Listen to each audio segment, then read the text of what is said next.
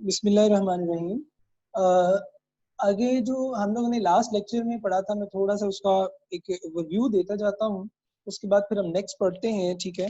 तो आप लोगों को आइडिया हो जाएगा। सबसे पहले तो हमने लास्ट लेक्चर में नर्व इम्पल्स के बारे में पढ़ा, ठीक है। उसके बाद हमने नर्वस सिस्टम के जो डिटेल देखी थी, ब्रेन और उसका जो कंप्लीट आगे जो कंपोनेंट था कि कौन से सिस्टम जो है वो हमारे पास बना रहे होते हैं। आप सिंपली कह लें कि नर्वस सिस्टम जो है वो बना रहे होते हैं, ठीक हो गया। अच्छा, इसके बाद ब्रेन के जो कंपोनेंट्स थे उसको हमने थोड़ा देख लिया था, ठीक हो गया। देन हमारे पास जो नेक्स्ट चीज जो आ रही थी वो हमने नर्व इम्पल्स में जो है वो हमने देखा कि हमारे पास रेस्टिंग मेम्ब्रेन पोटेंशियल और एक्टिव मेम्ब्रेन पोटेंशियल जो है वो किस तरह से हो रहा है। उसके बाद हमारे पास जो है कंपैरिजन हमने देखा, फिर हमारे पास जो है पूरा मैकेनिज्म हमने देखा यहाँ पे, ठीक है। उसके बाद हमने ये मैंने आपको कहा था, ठीक है, पोलराइज, डीपोलराइज, रीपोलराइज और हाइपरपोलराइज, ठीक है। उसके बाद हमारे पास ये सिचुएशन आ गई थी, ग्राफ के थ्रू हमने इसको देख लिया। अच्छा, एक और चीज बड़ी इंपॉर्टेंट है वो आपने याद रखनी है, और वो ये है कि जब ये नर्व इम्पल्स का जो टॉपिक है ना, नर्व इम्पल्स के टॉपिक के अंदर जो है ये वाला जहाँ पे ग्राफ बना हुआ है, ठीक है, जहाँ पे ग्राफ बना हुआ है वहां पे आपने एक चीज याद रखनी है कि इस ग्राफ के नीचे ना थोड़ी सी इंफॉर्मेशन लिखी हुई है रेड में। वहां पे इंफॉर्मेशन के अंदर बाकी आपने पढ़ लेनी है, एक जो एमसीक्यू एंटी टेस्ट में आ चुका हुआ है, ठीक हो गया। वो हमारे पास जो है वो ये इसमें लिखता है कि ओवरऑल हमारे पास जो ये हमने पढ़ा था डीपोलराइजेशन, ठीक है, डीपोलराइजेशन। उसके बाद हमारे पास जो है वो आपके आप कह सकते हैं पोलराइजेशन थी, यानी यहाँ पे एएमपी अटेन हो गया था, एक्टिव मेम्ब्रेन पोटेंशियल अटेन हो गया था, जिसको हमने कहा था 50 मिलीवोल्ट्स होता है। उसके बाद हमने कहा था अगेन रीपोलराइजेशन होती है, ठीक हो गया। और देन हमारे पास जो है आपका क्या कहते हैं इसको, रीपोलराइजेशन के बाद हाइपर पोलराइजेशन थी। अच्छा, अब रीपोलराइजेशन के बाद जब डीपोलराइजेशन, जो पहली वाली स्टेट थी पोलराइज, वो अटेन हो जाती है, इससे इसके बाद हमारे पास क्या आती है, हाइपर पोलराइजेशन। हाइपर, ये जो है ना, ये वाले जो तीन पार्ट हैं, depolarisation, active membrane potential and repolarisation, इसके लिए उसने एंटी टेस्ट में एक दफा एमसीक्यू दिया था कि जी कितना टाइम पीरियड लगता है ये यहां से लेके यहां तक, ठीक है, इस जगह से लेके इस जगह तक पहुंचने के लिए। तो ये डीपोलराइजेशन, ये एक्टिव मेम्ब्रेन पोटेंशियल, ये रीपोलराइजेशन, यहाँ पे हाइपरपोलराइजेशन, और इससे पहले पहले तक, ठीक है, इससे पहले पहले तक वो आपको बुक में अगर आप मूव करेंगे तो आपको बताएगा कि 2 to 3 जो है वो मिली सेकेंड्स, ठीक है, मिली सेकेंड जो है वो हमारे पास लगते हैं अच्छे अटेन करने के लिए, ठीक हो गया। ये आपने याद रखना है। अच्छा, इसके बाद हमारे पास जो नेक्स्ट टॉपिक आ रहा है हमारा, वो हमारे पास है साइनैप्स का छोटा सा टॉपिक है, ठीक है। इसमें हमारे पास जो है, मैं बता देता हूँ कि किस तरह से, तो साइनैप्स के अंदर जो है ये हमारे पास साइनैप्स थी, ठीक है। एक मैंने टॉप वर्ड आप लोगों से पूछा था साइनैप्सिस, कि आपने साइनैप्सिस को जो है वो क्या करना है, बताना है, ठीक है। हमने कहा कि हमारे पास साइनैप्स एंड साइनैप्सिस, ठीक है। तो लास्ट क्लास में मैंने पूछा था साइनैप्सिस, साइनैप्स हमारे पास, ये अभी हम पढ़ेंगे नर्वस सिस्टम के अंदर। आप कह सकते हैं कि एक पूरा का पूरा एक मैकेनिज्म के थ्रू जो है वो हम इसको अंडरस्टैंड करते हैं ये क्या होती है, बट साइनैप्सिस की जो टर्म है, ठीक है, इसके लिए मैं आपको लेके जाता हूँ यहाँ पे, ठीक है। और जब हम सेल डिवीजन वाला चैप्टर पढ़ेंगे तो वहां पे मैंने आप लोगों से पूछना है, ठीक है, कि सेल डिवीजन के अंदर, ठीक है, सेल डिवीजन के अंदर हमारे पास होता है जो मियोसिस होती है, ठीक है, मियोसिस होती है। मियोसिस में प्रोफेज 1 होती है, ठीक हो गया। प्रोफेज 1 के अंदर, ठीक है, प्रोफेज 1 के अंदर हमारे पास आप ये कह सकते हैं कि 5 जो है हमारे पास फेजेस होती है, ठीक हो गया। कितनी फेजेस होती है हमारे पास, 5 जो है हमारे पास क्या है, फेजेस है, ठीक है। और वो 5 फेजेस कौन कौन सी हैं, ठीक है, इसमें आप लोगों ने मे बी आपको याद हो, अगर नहीं है तो करना चाहिए, ठीक है। और वो हमारे पास क्या है, मैं लिख देता हूँ यहाँ पे। एक होती है सिंपली जिसको हम पढ़ते हैं लेप्टोटीन, फिर हम पढ़ते हैं जिसको हम कहते हैं जाइगोटीन, फिर होता है पेकाइटीन, उसके बाद होता है डिप्लोटीन, और देन हमारे पास होता है डाइकाइनेसिस।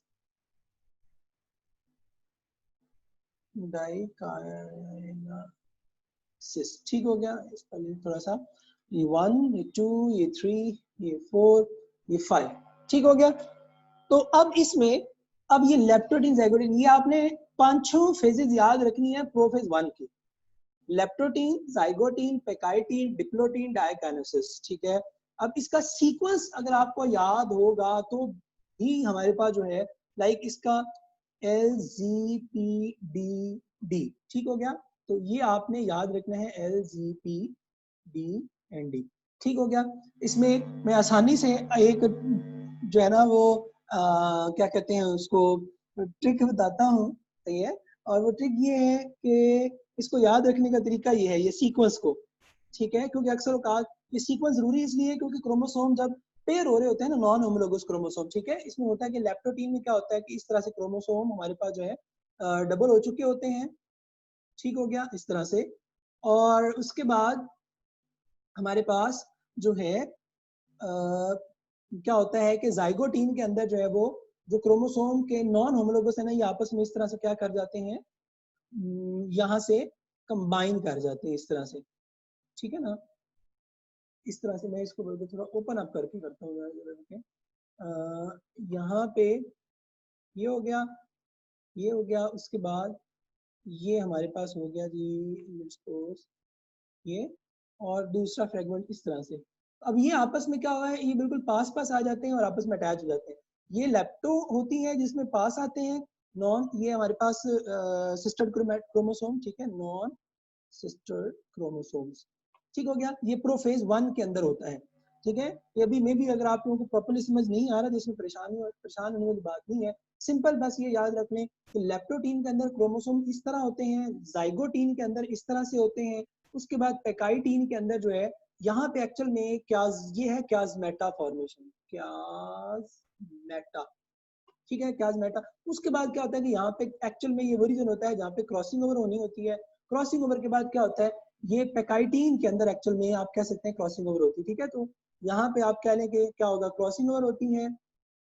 तो ये जो होमोलोगस क्रोमोसोम का जो है ना पेयरिंग की फॉर्म में बनना है, ठीक है। और ये पेयरिंग बना लेना, अटैच रह जाना, ठीक है, इसको हम साइनेप्सिस जो है वो कंसीडर करते हैं, ठीक है। तो इसके बाद आगे ये मैकेनिज्म सारा चल रहा होता है, तो इसके अंदर हम साइनेप्सिस को लाते हैं। ये साइनेप्सिस है, याद रखना है, ठीक है। इसको याद रखने का तरीका ये है, अभी कुर्बानी गुजरी है, कुर्बानी में आपने क्या किया था, जानवर आप लेके आए थे, उसके बाद जी फॉर जिबा किया था, पी फॉर आपने पकाया था, डी फॉर आपने जो है वो उसको डप लिया, खा लिया, और डी फॉर जो है वो डिकार। तो ये सीक्वेंस इस तरह से आपने याद रखना है। ये जस्ट एक ऐसे ही जो है ना वो बात मेरे जहन में आ गई तो मैंने कहा चले इसीलिए याद भी रह जाएगा इस तरह से। तो leptotene, zygotene, pachytene, diplotene, diakinesis और the phases of prophase 1 that belong to meiosis 1, ठीक हो गया। खैर वापस चलते हैं, तो जहाँ पे हम थे यहाँ पे, तो साइनेप्सिस में ये जो आपने चीज याद रखनी है, इसमें एक चीज याद रख लीजिएगा, ठीक है, कि हमारे पास ये एक सिंपली कह सकते हैं, मैं कहता हूँ कि ये एक नर्व सेल है, ठीक हो गया। इसी तरह हमारे पास जो है ये एक और जो है वो हमारे पास क्या है, नर्व सेल है,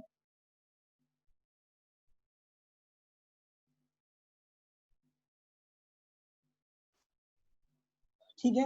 अच्छा अब ये क्या है, एक्सॉन हमने पढ़ा था, ये क्या है हमारे पास, डेंड्राइट्स, ठीक है, हमने पढ़ा था। और हमने ये भी पढ़ा था कि हमारे पास जो एक्सॉन होता है वो इम्पल्स को away from the cell body लेके जाता है और अवे फ्रॉम, और डेंड्राइट टुवर्ड द। अब याद रखना कि जो हमारे पास नर्व सेल्स होते हैं, इन दोनों के दरमियान में कोई फिजिकल आप कह सकते हैं अटैचमेंट नहीं होती है, ठीक है। देयर इज अ सेपरेशन आप कह सकते हैं, ठीक है। जो सेल्स होते हैं वो आप कह सकते हैं जो नर्व सेल्स होते हैं ये एक दूसरे से अपार्ट फ्रॉम ईच अदर जो है वो पड़े होते हैं, ठीक है, दूर होते हैं एक दूसरे से। यानी इस अपार्ट इस तरह से कि इन दरमियान में स्पेसिस होती हैं, ये जो आपको नजर आ रही है। अब वो जो स्पेसिस है इसमें क्या होता है कि ये जो रीजन है इसको मैं यहाँ पे रिवर्स लेके इसको मैं अगर सर्कल करूँ और इनलार्ज करूँ ना, तो ये मुझे ऐसे नजर आता है, ठीक है। तो ये जो अब मुझे नजर आ रहा है, ठीक है, ये एक्सॉन है, ठीक है, ये वाला। उसके बाद इस एक्सॉन के अंदर ये उसका क्या है, एक्सोप्लाज्म है, ठीक है।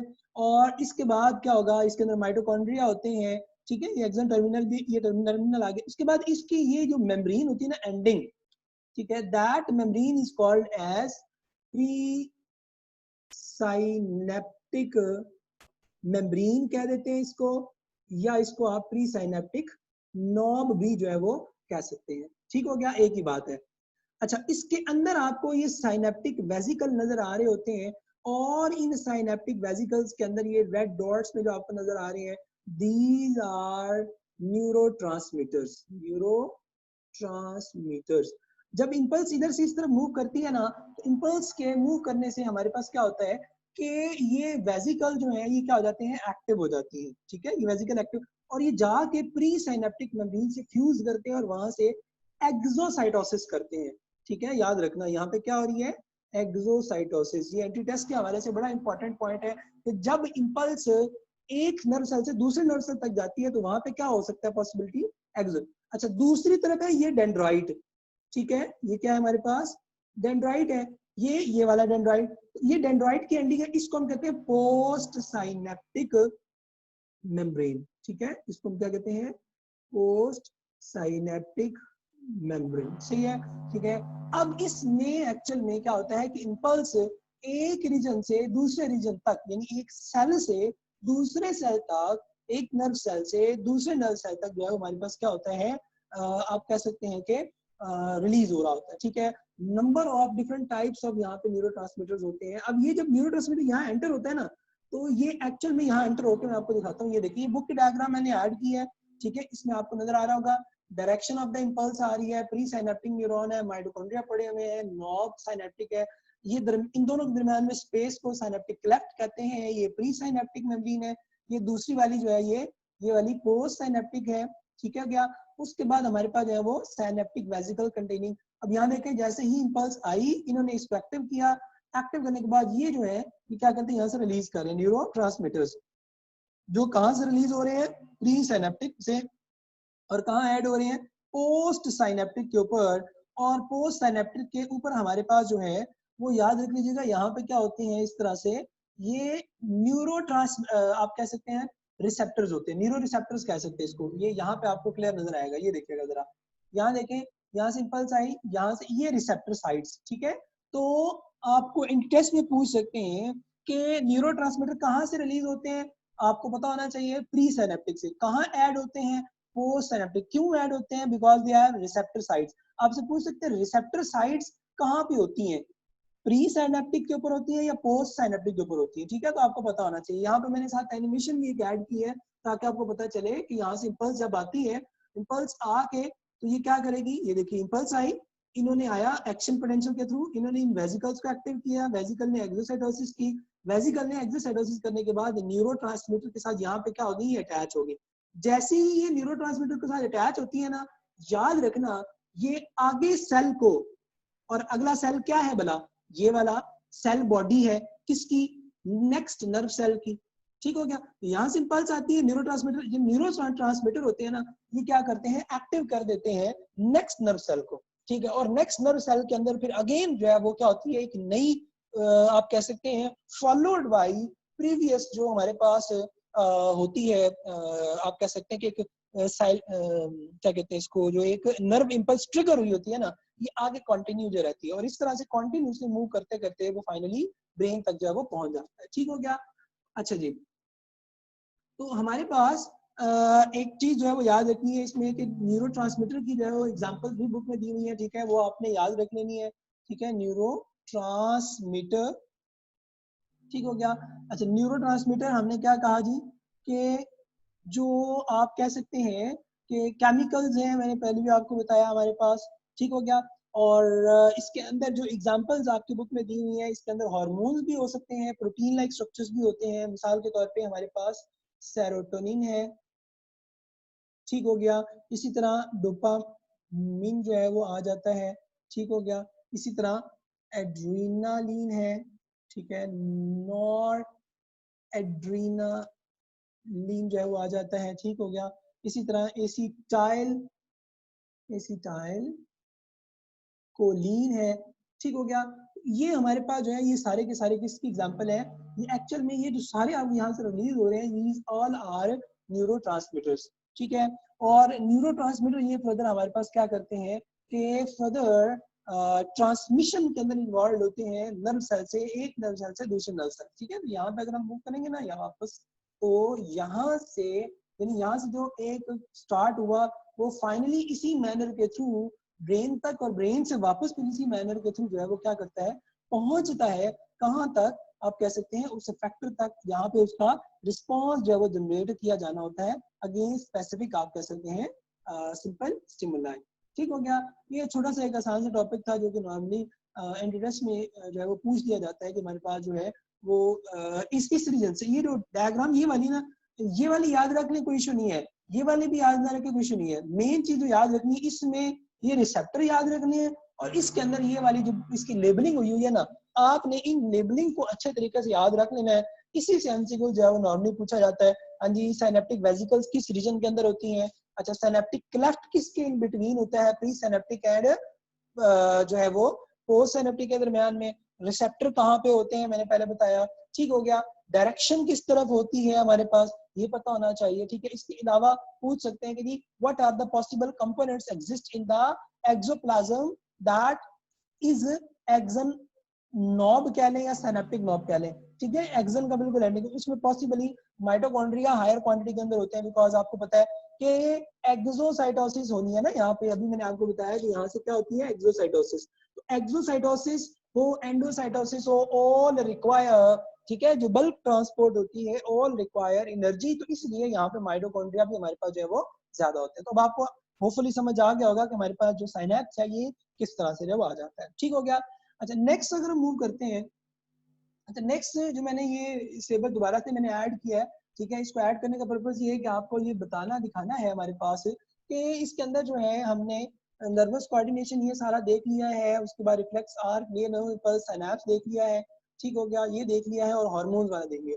अब ये वाला जिसको मैं सर्कल कर रहा हूँ ये हमारे पास है हार्मोन। अब इस हार्मोन वाले टॉपिक के अंदर जो है वो सिर्फ और सिर्फ उसने हार्मोन्स की डेफिनेशन कही है, टाइप्स ऑफ हार्मोन्स कही है, जो 4 है वो हम देखते हैं, उसके बाद hormones of islets of Langerhans है, ठीक हो गया, and role of ADH in osmoregulation, ठीक है, ये देखेंगे। मगर मैं थोड़ा सा एक तो जिस तरह आपको ब्रेन का टॉपिक नहीं था तो मैंने ब्रेन का एक स्केच बना दिया था, तो सेम इसी तरह मैं हार्मोन वाले टॉपिक का एक स्केच बनाऊंगा, ठीक है। ये आपने अपने इस एंट्री टेस्ट के लिए, ठीक है, यूएचएस के लिए, इसी तरह जो स्टूडेंट एफएमडीसी देने लगे हैं जाहिर है उनके लिए, और फिर जो वो स्केच असिस्ट उनको भी हो सकता है जो कि नॉर्मली ईटा जो वो दे रहे हैं, ठीक है, तो उनके लिए भी हमारे पास जो पॉसिबल होगा, ठीक है। तो उसमें एक एक तो ये चीज आ जाएगी, दूसरी चीज ये भी आ जाएगी कि हमने आगे रिप्रोडक्शन वाला चैप्टर स्टार्ट करना है, तो रिप्रोडक्शन वाले चैप्टर से रिलेटेड बहुत सारी इंफॉर्मेशन है जो कि आपको यहाँ पे आती होगी, पता होगा, तो आपको वहां पे जो चीजें जो है वो क्लियर होंगी, ठीक हो गया। तो इसलिए मैं थोड़ा सा वहां की भी रिवीजन कर लूंगा यहाँ पे, ताकि हमें वो पढ़ने में जो है ना वो ज्यादा आसानी हो, सही हो गया। चलें जी, अभी हम देखते हैं कि हमारे पास जो है वो हार्मोन्स क्या होते हैं, किस तरह से उनको डिफाइन करते हैं, ठीक है। हार्मोन्स से पहले जो है वो हमारे पास मैं एक छोटा सा स्केच जो है वो बनाता हूँ, ठीक है, यहाँ पे ही बना देता हूँ। चले स्केच ये है कि जी हमारे पास जो ग्लैंड्स हैं, ठीक है, ये आपको पता होना चाहिए 2 तरह के होते हैं, एक हमारे पास एक्सोक्राइन होते हैं और एक हमारे पास जो है वो एंडोक्राइन होते हैं। एक्सोक्राइन हमारे पास क्या होते हैं, आप ये कह सकते हैं कि ये सिंपली जो एक्सोक्राइन्स हैं ये एंड आप कह सकते हैं कि डक्ट्स जो है वो मौजूद होती हैं, ठीक है। इनके अंदर क्या हमारे पास मौजूद होंगी, डक्ट्स जो है वो मौजूद होती हैं, ठीक हो गया। इनके अंदर डक्ट्स किस तरह से होती हैं कि एक इस तरह से मैस ऑफ सेल होता है, ठीक है, जो कि स्क्रीशंस बनाता है, और उसके बाद उसको फर्दर आप कह सकते हैं कि ऐड कर लिया जाता है इस तरह से। तो यहाँ से स्क्रीशन रिलीज की जाती है, ये डक्ट्स होती हैं, और उन डक्ट्स को फिर एक ओपन एरिया के अंदर क्या किया जाता है, उसको आप कह सकते हैं कि सिंपली किया जाता है, रिलीज कर दिया जाता है। ठीक हो गया। अच्छा, अब इसके अंदर ये है एक्सोक्राइन। एंडोक्राइन में ऐसा नहीं होता। एंडोक्राइन में क्या होता है, एंडोक्राइन के अंदर हमारे पास जो है वो क्या होगा कि इस तरह से मैस ऑफ सेल होता है। ठीक हो गया, ऐसे मैस ऑफ सेल है, मगर उसके अंदर आप कह सकते हैं इस तरह से उसकी सराउंडिंग में, ठीक है, ब्लड वेसल जो है वो आ रही होती है। ठीक हो गया। तो ये आप कह सकते हैं एंडोक्राइन सेल्स हैं। ठीक है, एंडोक्राइन सेल्स हैं। ठीक हो गया। और ये जो है ये क्या है, ब्लड वेसल्स हैं।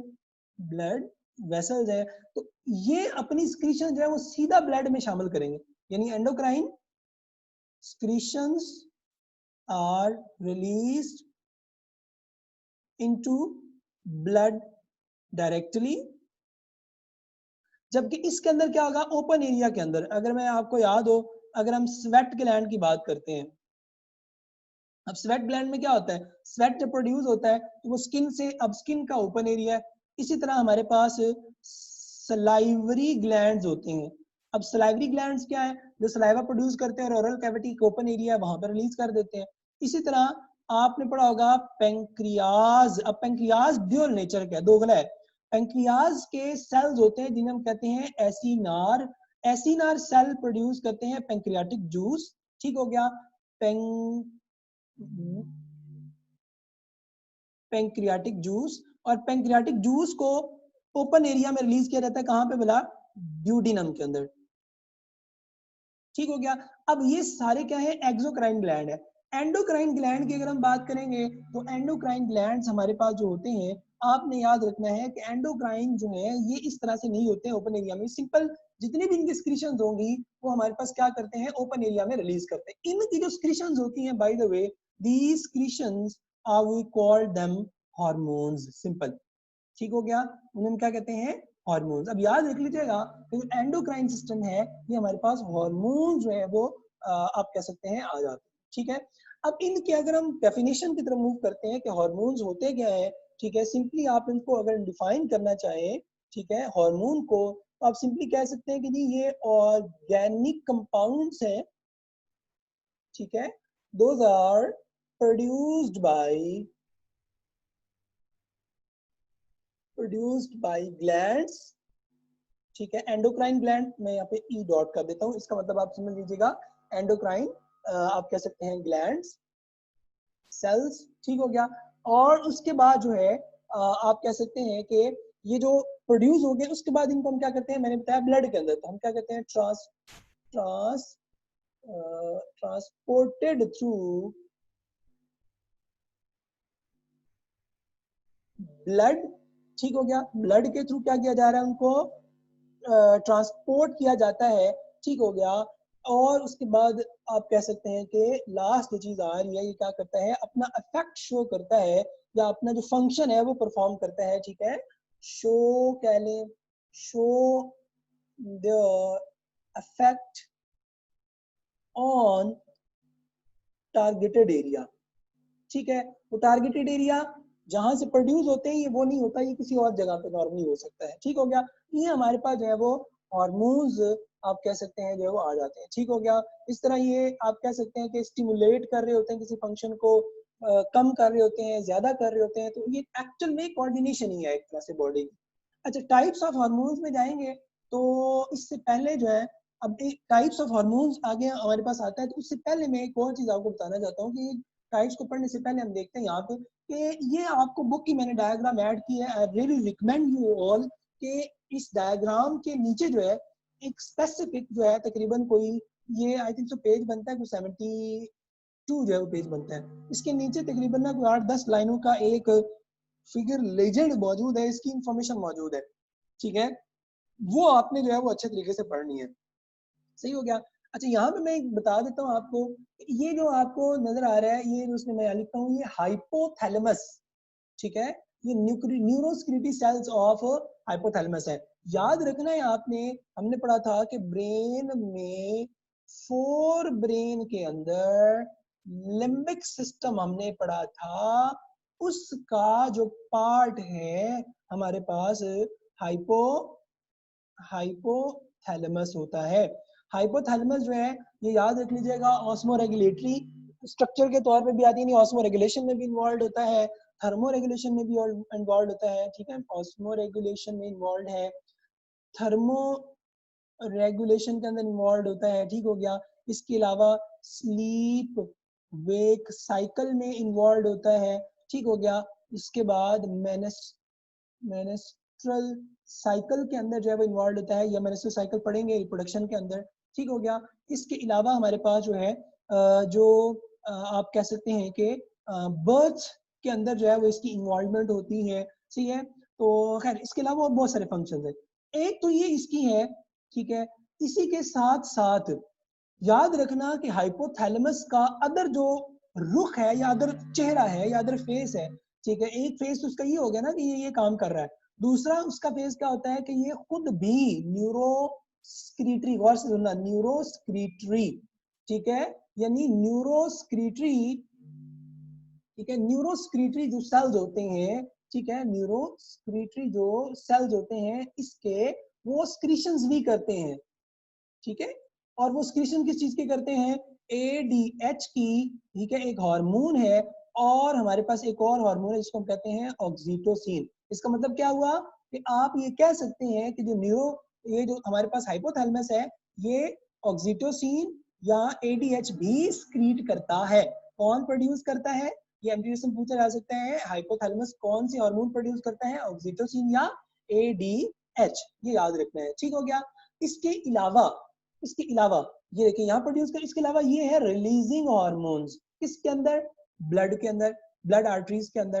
तो एक्चुअल में ये कुछ हार्मोन रिलीज करता है, हार्मोन्स प्लस कुछ फैक्टर या प्रोटीन कह सकते हैं वो प्रोड्यूस करता है, ठीक हो गया। तो वो जो फैक्टर या प्रोटीन्स होते हैं जो प्रोड्यूस किए जा रहे होते हैं, ये प्रोटीन्स फैक्टर जाके अफेक्ट करते हैं किसके ऊपर, इसके नीचे, बिल्कुल इसके नीचे, साथ ही ये आपको नजर आ रहा होगा जिसको मैंने अभी सर्कल किया है, ये एक ग्लैंड होता है, that gland is called as pituitary gland, ठीक हो गया, पिट्यूटरी ग्लैंड, ठीक हो गया।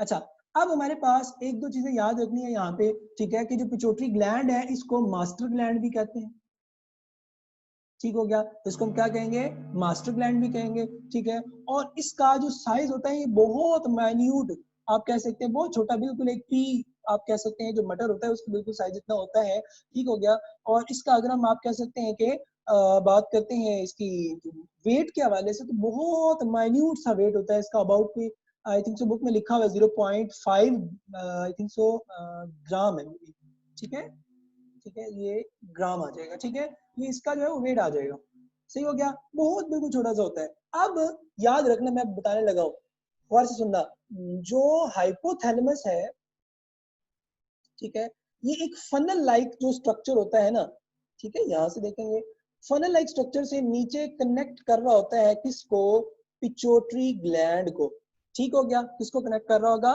पिट्यूटरी ग्लैंड को। ये जो फनल लाइक स्ट्रक्चर होता है या स्टैक लाइक स्ट्रक्चर होता है, ठीक हो गया, इसको हम कहते हैं शॉर्ट स्टैक या funnel like structure, that structure is called as, ठीक है, ये याद रखना है, इनफंडीबुलम, ठीक हो गया, ये याद रख लीजिएगा, इनफंडीबुलम, ठीक है। तो इनफंडीबुलम क्या है, वो पार्ट जो हाइपोथैलेमस को पिट्यूटरी ग्लैंड के साथ जो है वो जोड़ रहा होता है, ठीक हो गया। इसके अलावा पिट्यूटरी ग्लैंड्स के उन्होंने लोब दिखाए हुए हैं, एक इंटीरियर होता है, पोस्टीरियर होता है, यहाँ पे मीडियन हमारे पास लोब होता है, ठीक हो गया। उसके बाद फिर होता ये है कि हाइपोथैलेमस अब ब्रेन है, हमारी बॉडी में जब भी कोई बॉडी चेंज आता है एक्सटर्नली इंटरनली, उसको ब्रेन सेंस करता है, और ब्रेन दो तरह से फिर उसको आगे एक्टिव करता है। अगर आपको याद हो, हमने बिल्कुल स्टार्ट में पढ़ा था इसी चैप्टर के कि पहले रिसेप्टर होता है, फिर हमारे पास जो है वो कंट्रोल सेंटर होता है, और फिर इफेक्टर होता है।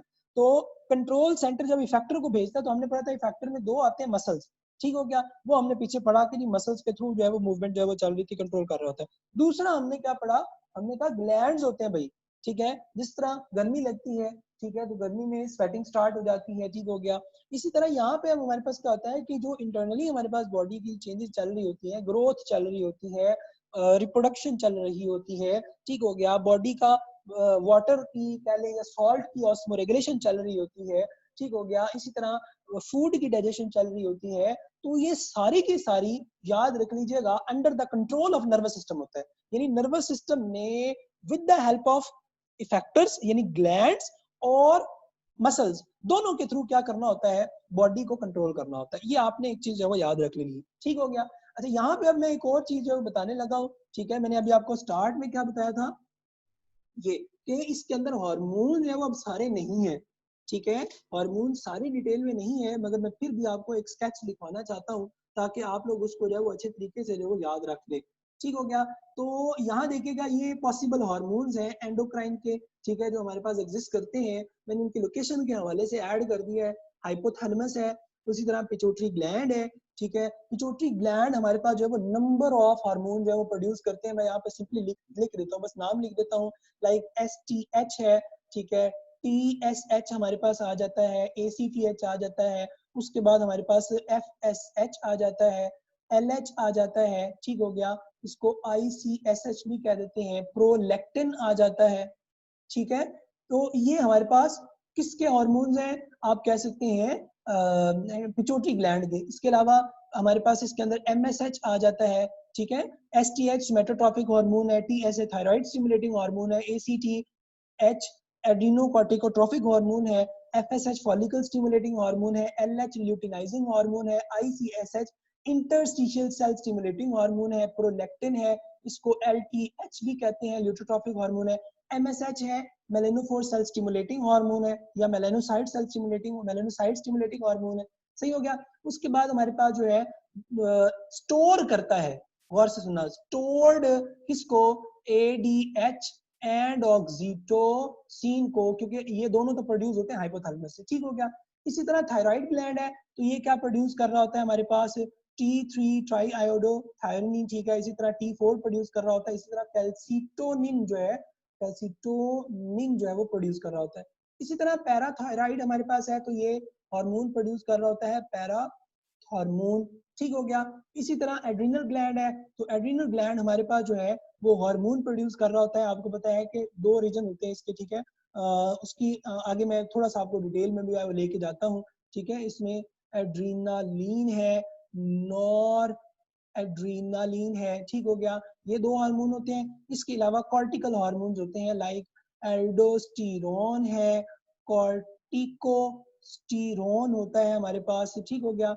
और इसी तरह मिनरलोकॉर्टिकॉइड होता है इसके अंदर ब्रदर, ठीक है, मिनरलोकॉर्टिकॉइड, ठीक है, सो ऑन। इसी तरह जो पेंक्रियाज है, अब पेंक्रियाज के अंदर जो है वो 2 तरह के सेल्स एग्जिस्ट करते हैं। एक हमने अभी पढ़े एसिनार सेल्स, ठीक हो गया, जो कि पैंक्रियाटिक जूस जो है वो प्रोड्यूस करते हैं। जबकि जो दूसरे हमारे पास होते हैं उन्हें हम कहते हैं आइलेट्स ऑफ लैंगरहैंस, ठीक है।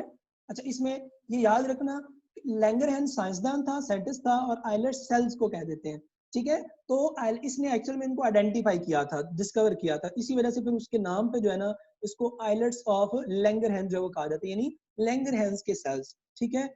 अच्छा अल्फा हमारे पास जो है वो आपको पता है ग्लूकागॉन प्रोड्यूस करता है, और बीटा आपको पता है इंसुलिन जो है वो प्रोड्यूस करता है, ठीक है। ये हमारा जो एक्चुअल में सिलेबस दिया है उसमें हमने पढ़ना है। इसी तरह ADH और ADH के हवाले से हमने जो है वो पढ़ना है, ठीक है, जो हमें उसने बताया हुआ है पीछे, ठीक है, यहाँ पे ये वाला जो है ADH के हवाले से, ठीक है। और ये 2 हमें बताई हुई है डिटेल, मगर दूसरी आपको पता होनी चाहिए बाय द वे कि ये कहाँ कहाँ पे। इसी तरह ओवरीज है, ठीक है। ओवरीज हमारे पास जो है वो 2 तरह के हार्मोन प्रोड्यूस करती है, एक एस्ट्रोजन होता है, ठीक है, और एक प्रोजेस्टेरॉन होता है। इसी तरह टेस्टिस है, टेस्टिस के अंदर जो है वो टेस्टोस्टेरोन हार्मोन जो है वो प्रोड्यूस किया जा रहा होता है, ठीक हो गया।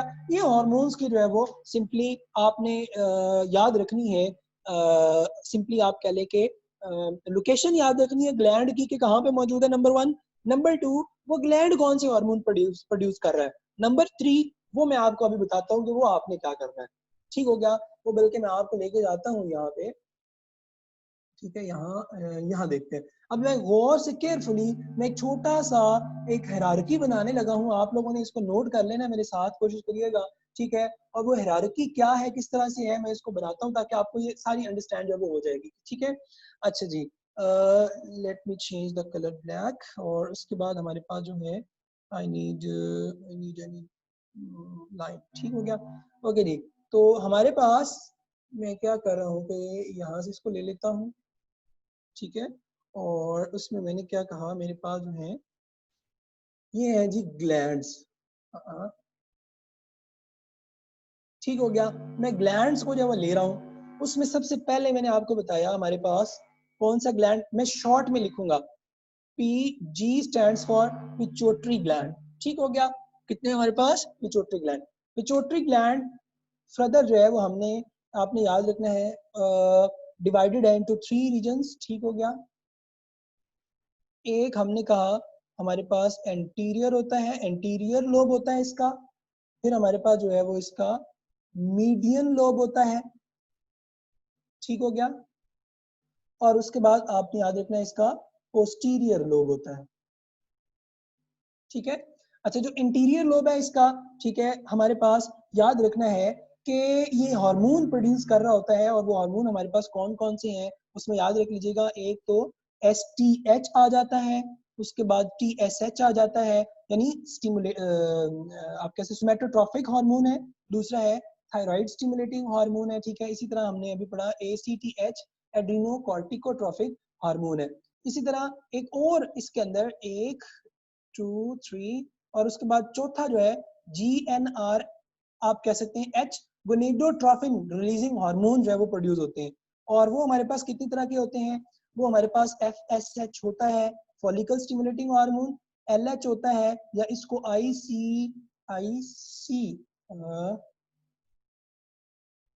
ICSH भी कहते हैं, यानी इंटरस्टिशियल सेल स्टिमुलेटिंग हार्मोन। और उसके बाद हमारे पास जो है प्रोलैक्टिन कह लें, ये जो है वो प्रोड्यूस होता है। प्रोलैक्टिन का दूसरा नाम LTH आपने याद रखना है। अब मैं ये स्केच बना के दे रहा हूँ, आपने एक काम ये करना है, ठीक है, कि आपने मैंने बहुत जो है वो काम आसान कर दिया, मैंने आपको की दे दी है, ठीक है, ठीक है। जैसे जिस तरह पहले मैंने आपको अक्सर औकात जो है वो की दी है, ये आपके पास की है, और लॉक आपके बुक में पड़ा हुआ है, इसकी डिटेल यानी कि इसकी बुक में पड़ी हुई है। आपने इस की को लेना है और बुक में जो लॉक है आपने सिंपल उसको ओपन कर लेना है।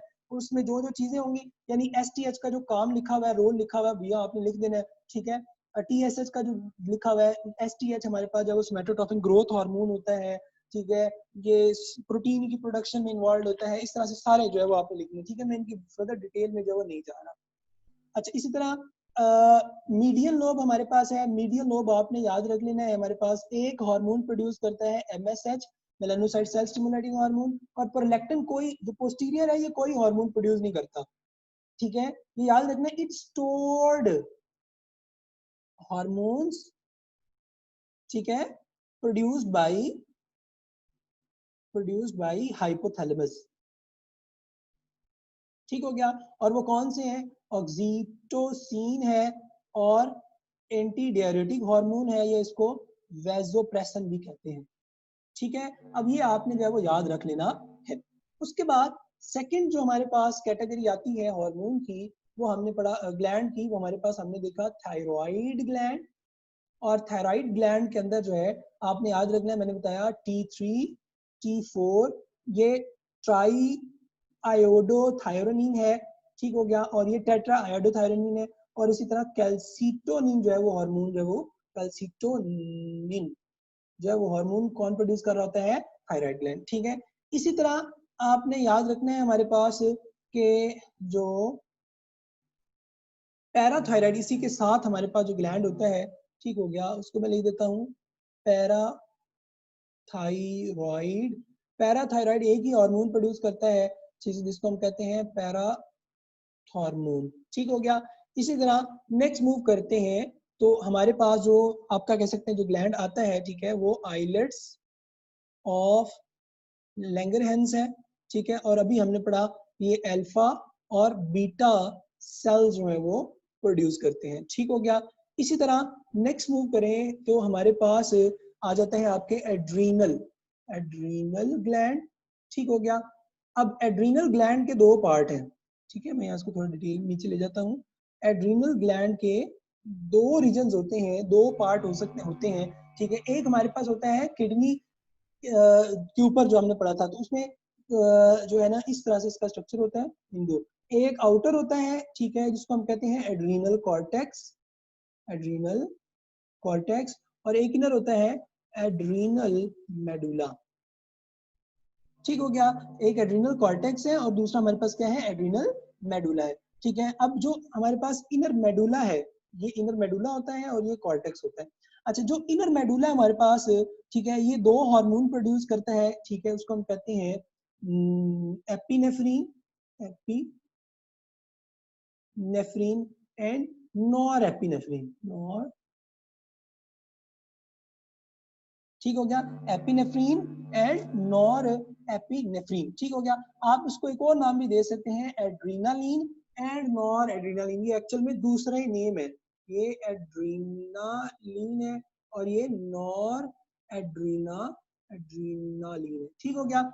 अच्छा, इसी तरह नेक्स्ट मूव करते हैं हमारे पास, तो जो नेक्स्ट हार्मोन आते हैं वो हमारे पास आ जाते हैं गट के। ये आपने डाइजेस्टिव सिस्टम में भी पढ़े होंगे। एक हार्मोन आपने सुना होगा गैस्ट्रिन होता है, एक हार्मोन आपने सुना होगा स्क्रीटन जो है हमारे पास होता है, ठीक हो गया। उसके बाद हमारे पास जो है अदर जो ग्लैंड आ जाते हैं यहाँ पे, ये हमारे पास आ जाएंगे जिन्हें हम कहते हैं गोनेड्स। अब गोनेड्स हैं वो दो तरह के होते हैं, ठीक हो गया।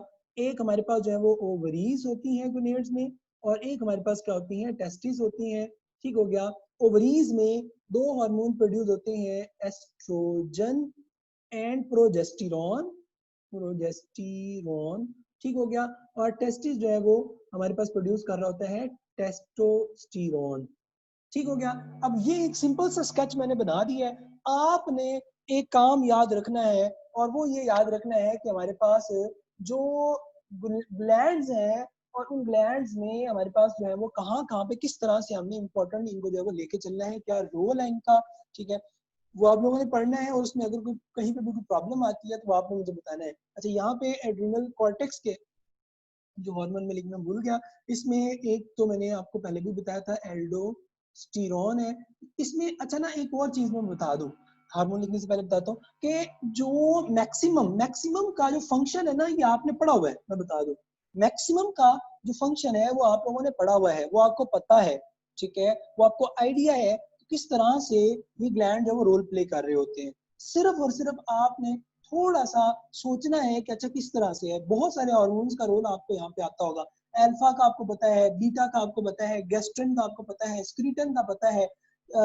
उसके बाद जो है वो एडीएच आपको पता है, ठीक है। इसी तरह हमारे पास ऑक्सीटोसिन का मैंने आपको जब होम्योस्टैसिस स्टार्ट किया था वहां पे आपको मैंने रोल बताया था, ठीक है, वो आपने याद रखना है। तो मैक्सिमम हार्मोन्स के आपको रोल क्लियर है, पता है, मगर एक चीज आपने जो याद रखनी है वो याद ये रखनी है कि आपको इन सब चीजों का माइंड में क्लैरिटी होनी चाहिए कि अच्छा ये हार्मोन जो है ये कहाँ से प्रोड्यूस हो रहे हैं, ठीक हो गया। इसी तरह हमारे पास जो है वो आपका आ जाता है ग्लूकोकॉर्टिकॉइड है, ग्लूकोकॉर्टिकॉइड है हमारे पास, ठीक है। इसी तरह मिनरलोकॉर्टिकॉइड है, कॉर्टिकॉइड आ जाता है, ठीक है। और बुक में लिखा हुआ है टेस्टोस्टेरॉन, कुछ अमाउंट के अंदर, वो थोड़ी क्वांटिटी के अंदर, याद रखना, ठीक है। ये एडिनल जो कॉर्टेक्स है, ठीक है, ये भी प्रोड्यूस कर रहा होता है, ठीक हो गया। ये आपने जो है वो याद रख लेना है, सही है। तो आ, इसके बाद इसका आपने जो फंक्शन जो है वो कुछ हद तक जो है वो आपने जो है वो एक दफा रिवाइज करनी है, ठीक है। मैं वापस चलता हूँ यहाँ पे, ठीक है, तो ये हम पढ़ रहे थे। अच्छा, यहाँ पे मैं टाइप्स बता देता हूँ आपको कि हमारे पास जो है वो हार्मोन्स की जो टाइप्स हमारे पास है, ठीक है, कितनी है, चार हमारे पास जो है वो मेजर टाइप्स आ जाती है, protein, amino acid and derivatives, polypeptides, steroids, ठीक हो गया। अच्छा, उसमें एग्जांपल्स बुक में दी हुई हैं, आप लोगों ने बुक से देख लेनी है, मैं बता भी देता हूँ। प्रोटीन सिंपली आपको पता है कि इंसुलिन जो है वो क्या होती है, प्रोटीन है, तो इंसुलिन इज अ हार्मोन, इसलिए ये आ जाएगा। इसी तरह हमारे पास जो है वो ग्लूकागॉन हमारे पास आ जाता है, ये भी क्या है, प्रोटीन में इन्वॉल्व हो जाता है, ठीक हो गया। इसी तरह अगर हम अमीनो एसिड की बात करेंगे, या दूसरी कैटेगरी जो हमने कही अमीनो एसिड एंड डेरिवेटिव्स है, ठीक है, इनकी अगर हम बात करेंगे तो इनके अंदर जो हमारे पास एक तो आ जाता है आपका थायरॉक्सिन है, ठीक हो गया, थायरॉक्सिन है। इसी तरह एपिनेफ्रीन है, ठीक है, नॉर एपिनेफ्रीन है,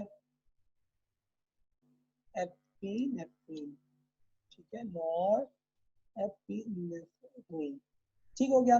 इसी तरह हमने देखा एपिनेफ्रीन को एड्रीनालीन भी कहते हैं, एड्रीनालीन भी कह देते हैं, और नॉर एपिनेफ्रीन को नॉर एड्रीनालीन भी कहते हैं, ठीक है। इसी तरह पॉलीपेप्टाइड की अगर हम बात करेंगे तो पॉलीपेप्टाइड के अंदर जो अभी हमने हार्मोन देखा है ADH, ये आ जाता है, ठीक हो गया। इसी तरह ऑक्सीटोसिन जो है ये हमारे पास जो है वो आ जाता है, जिसके अंदर आप कह सकते हैं कि जो आपका पॉलीपेप्टाइड हमारे पास जो है वो आ जाएगा, ठीक है। इसी तरह स्टीरॉयडल हार्मोन की अगर हम बात करते हैं, यानी जो स्टीरॉइड्स होते हैं, ठीक है, उसमें हमारे पास जो है वो जो जितने भी अच्छा मैक्सिमम जितने भी सेक्स हार्मोन्स है ना, वो सारे के सारे स्टीरॉइड्स होते हैं, ठीक है, स्टीरॉइडल होते हैं, ठीक हो गया।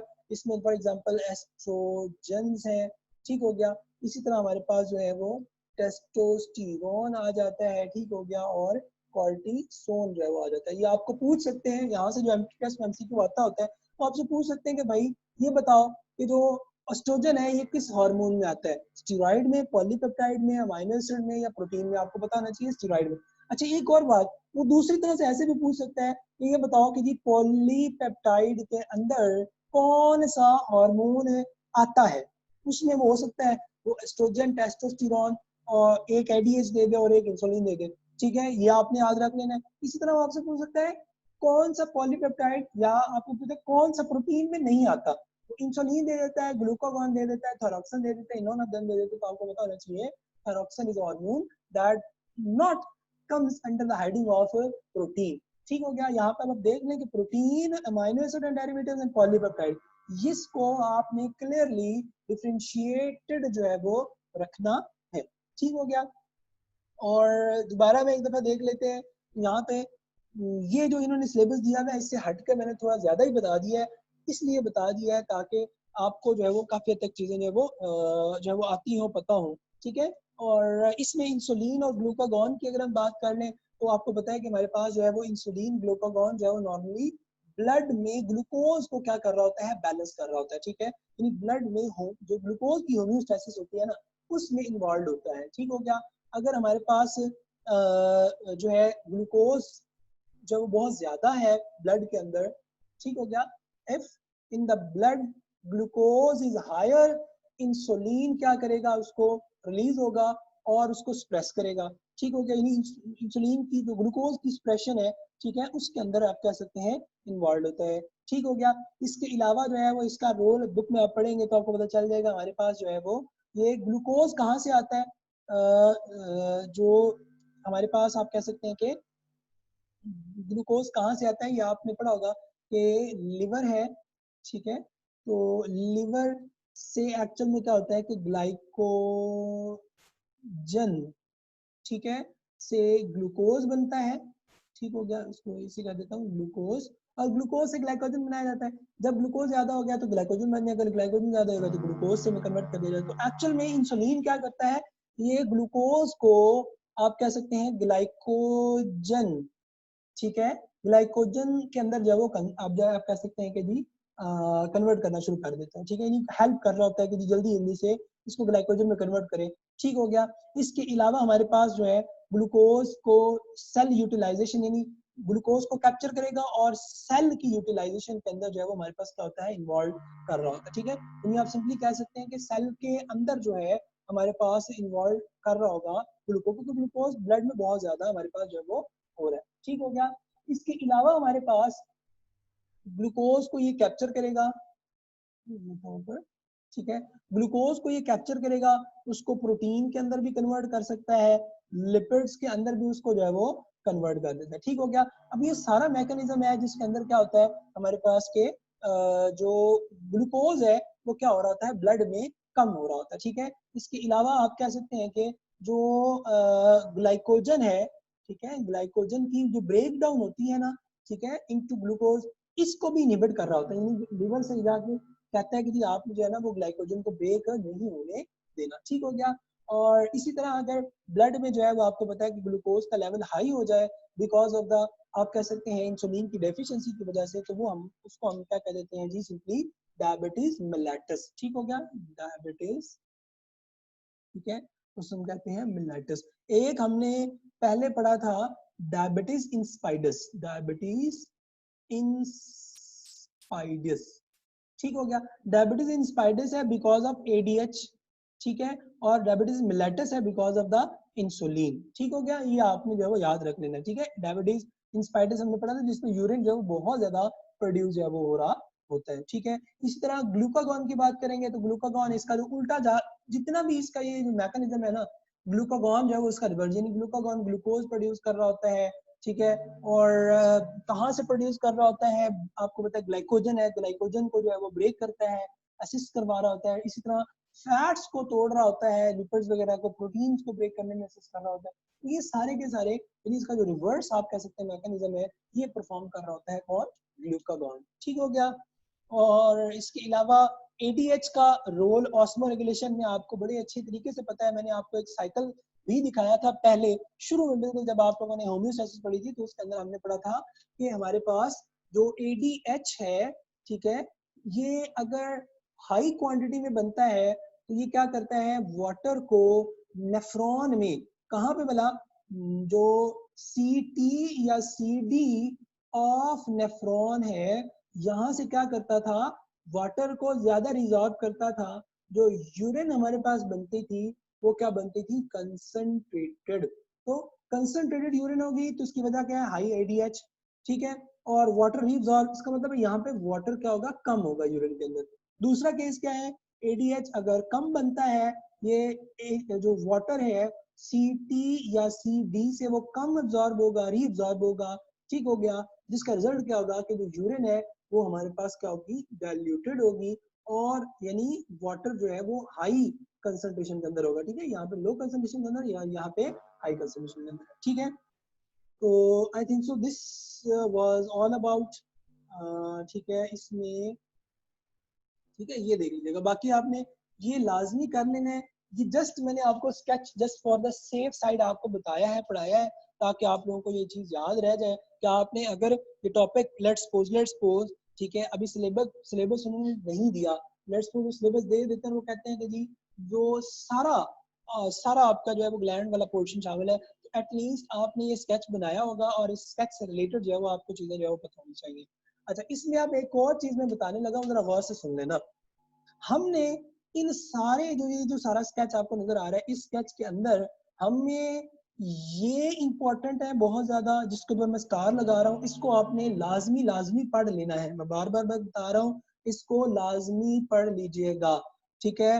Because in next lecture we are going to start reproduction and biotechnology में भी, तो उसमें फिर जो रिप्रोडक्शन वाला स्पेशली है ना, उसमें एफएसएच, एलएच, प्रोलैक्टिन, ठीक है, ये आप लोगों से मैंने वहां पर डिस्कस करना है कि ये बताएं कहाँ से। इसी तरह जो गोनेड्स के हार्मोन है, एस्ट्रोजन, प्रोजेस्टेरॉन कहाँ से प्रोड्यूस हो रहे हैं, और टेस्टोस्टेरॉन कहाँ से प्रोड्यूस हो रहा है, ठीक है। ये जिनको मैंने स्टार लगा दिया है, खुदारा इन हार्मोन्स को अच्छे तरीके से जो है वो इनके रोल जो है वो आप लोगों ने एक दफा बुक से रिवाइज कर लेने, ठीक हो गया। ओके जी, तो हमने, मैं एक दफा रिवाइज कर देता हूँ, हमने क्या पढ़ा था। एक हमने ये साइनेप्सिस और साइनेप्सिस में डिफरेंस देखा था। उसके बाद हमने जो है वो देखा था इसका साइनेप्सिस क्या होती है, ठीक है। उसके बाद हमने हॉर्मोन्स वाला स्टार्ट लिया था, ठीक है, ग्लैंड्स, एंडोक्राइन, एक्सोक्राइन पढ़े, ठीक है। उसके बाद न्यूरोस्क्लेटल सेल्स ऑफ हाइपोथैलेमस, इनकी डिटेल देखी। उसके बाद जो है वो हार्मोन्स की लोकेशन देखी, ग्लैंड की लोकेशन देखी जो हार्मोन प्रोड्यूस कर रहे थे। उसके बाद टाइप्स देखी हमने। उसके बाद हमने देखा इंसुलिन और ग्लूकागॉन का क्या रोल है, फिर एडीएच का ऑस्मो रेगुलेशन में क्या रोल है हमारे पास आ जाता है, और लास्ट हमने ये स्केच देखा, ठीक है, जिसका आप कह सकते हैं कि मैंने आपके हवाले जो है वो कर दिया था, ठीक हो गया। ओके जी, अब